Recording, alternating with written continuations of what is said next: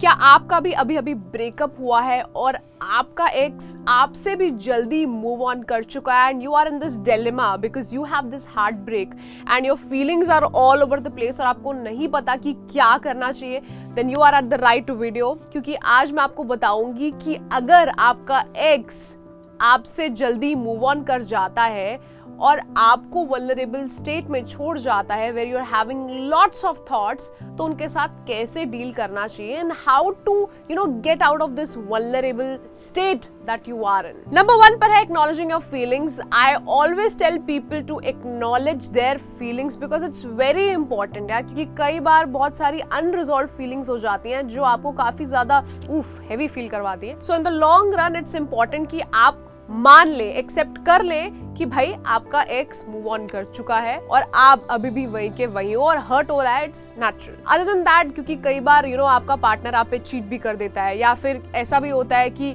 आपका पार्टनर आपके साथ रिलेशनशिप में होते होते किसी और के साथ जो है अफेयर चला लेता है जिसका आपको पता नहीं चलता। So as soon as you get to know और maybe you guys break up और फिर एकदम से आपको पता लगता है अरे ये लड़की इसकी लाइफ में या ये लड़का इसकी लाइफ में कैसे आया, and that's when you know and that's when it hits.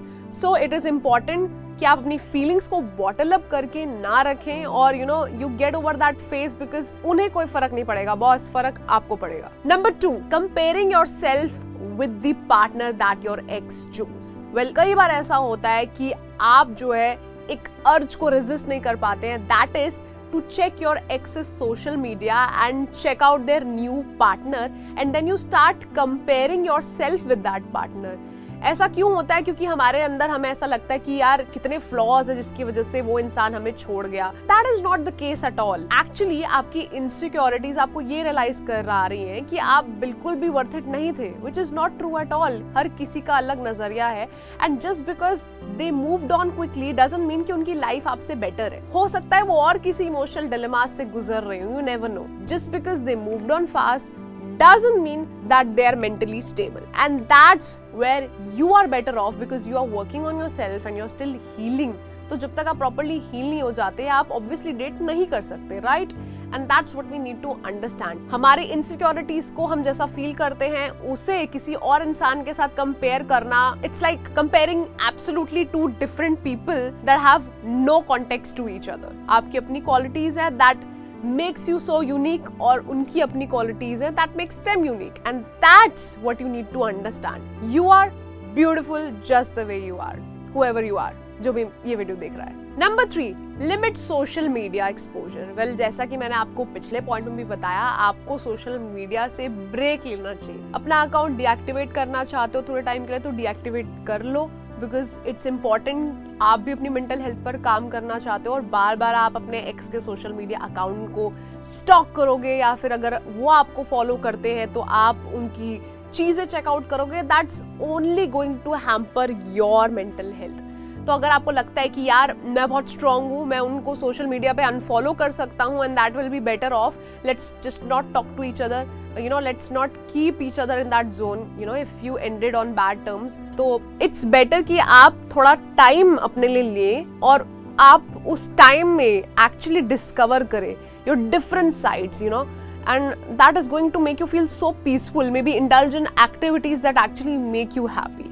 Last point से ही जुड़ा हुआ एक और point मैं आपको बताऊंगी, that is focusing on your self-care. मतलब from your skincare routines to things that you do to build up your fitness to who exactly are you, discovering yourself. आप कौन हो, आपका वजूद क्या है, what's your purpose in life. This is a very good time by the way to explore new interests and have new experiences.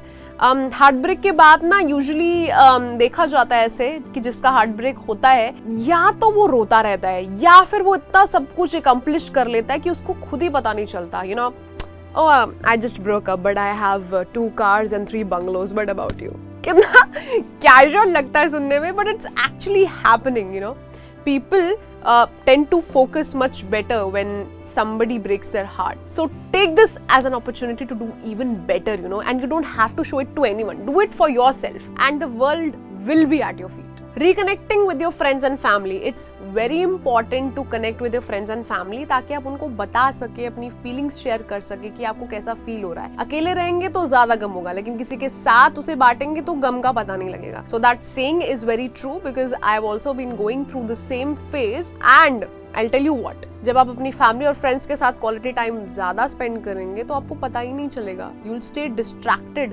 and you will have the time of your life. Reflect and grow. Now when I say reflect and grow, आपने देख लिया कि आपका breakup कैसे हुआ, जिसकी वजह से आपको बहुत सारे लाइफ लेसन्स भी मिल गए।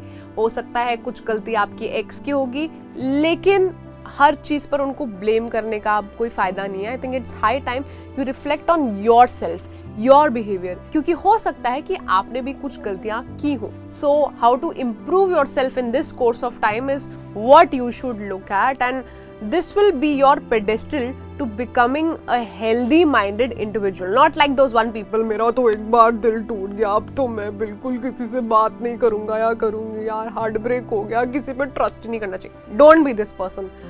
This is absolutely a turn off and nobody wants to deal with such toxic energy. Positive रहो यार, positive रहोगे तो positive होगा is actually true, because आप जैसी thinking लेके चल रहे हो ना बाजार में, वैसी ही थिंकिंग आपको वापस मिलेगी। So the moment you start thinking good, you start feeling good about your self, the moment is when you conquer your life and most probably a lot of other things.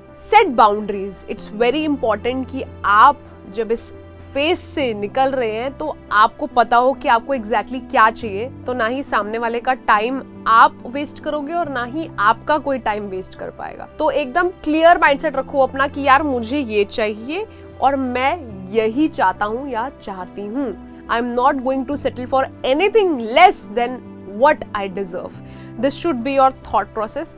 और इसके अलावा you have to be very patient with yourself. मतलब time लगेगा थोड़ा इन चीजों से बाहर निकलने में, but you will be fine. बहुत लोगों का हार्ट ब्रेक होता है, किसी का स्कूल में होता है, किसी का कॉलेज में होता है, किसी का हो सकता है रिलेशनशिप में कॉलेज के बाद भी होता है, एंड लॉट अदर थिंग्स। कुछ लोगों का डिवोर्स भी हो जाता है, लेकिन they all come out stronger, and that's what you need to look at. Life खत्म नहीं हो गई, आप खत्म नहीं हुए हो, वहीं पर हो। You will only progress further, because आप ऑलरेडी रॉक बॉटम पे हो, इससे लो आप जा नहीं सकते। तो you are only going to go up, and that is the kind of motivation I want to give you.